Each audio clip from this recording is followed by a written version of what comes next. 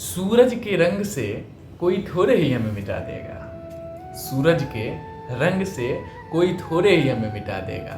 हम तो उगते सूरज को ही पूजते हैं और डूबते सूरज को भी। प्यारे दोस्तों, नमस्कार। मैं अंकित सिंह आपका अपने चैनल पर स्वागत करता हूं।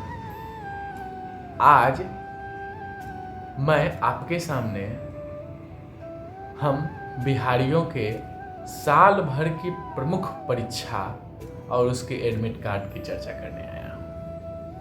हम बिहारियों के साल भर की सबसे प्रमुख परीक्षा होती है छठ पूजा और उसका एडमिट कार्ड होता है दीपावली।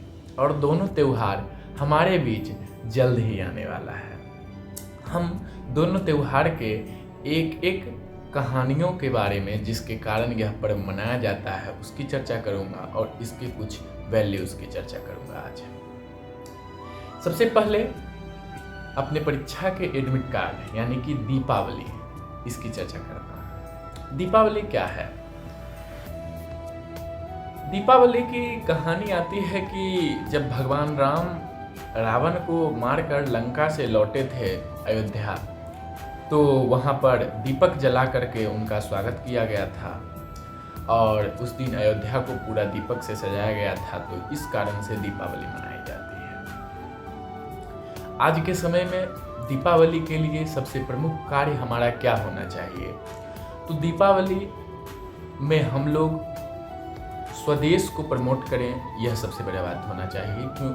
स्वदेश का अर्थ हुआ कि हमारे लोकल कलाकार, हमारे local for vocal, just like है कि जो हमारे कुम्हार भाई दीप और अलग अलग प्रकार के मिट्टी के खिलौने बनाते हैं, तो हम उन्हें खरीदें, ना कि विदेशी सामानों को खरीदें, यह होना चाहिए।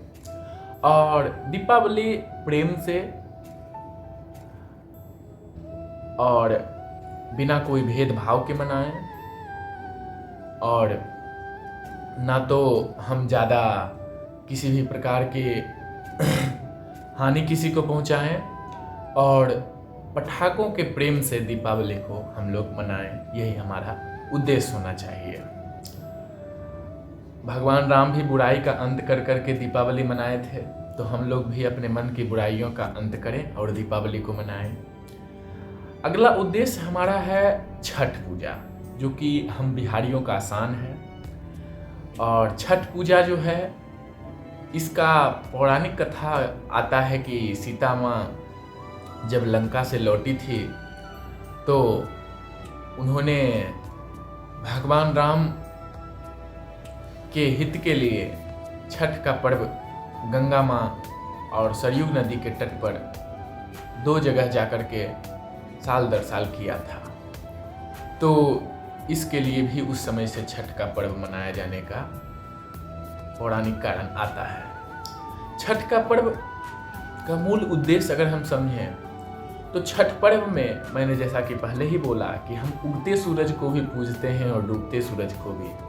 यानी कि हर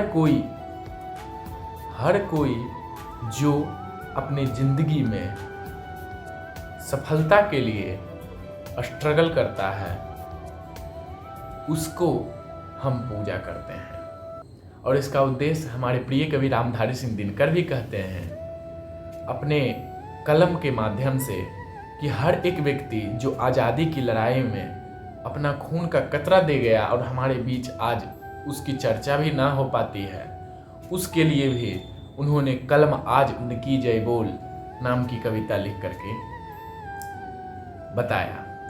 तो इस आधार पर हम लोग जो हैं छठ पूजा भी मनाते हैं। और छठ पूजा एक समाज की एकाग्रता, सफलता और सफलता से उठकर दिनकर, दिवाकर, प्रभाकर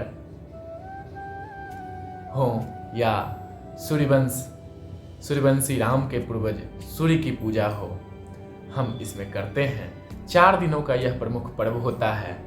तो इस बार 4 नवंबर से लेकर 7 नवंबर तक यह पर्व है।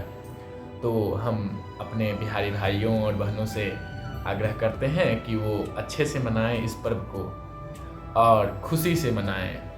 और हमारे पूर्वज, हमारे गुरु, हमारे दृश्य देवता सूर्य की पूजा अच्छे से करें। बहुत बहुत धन्यवाद।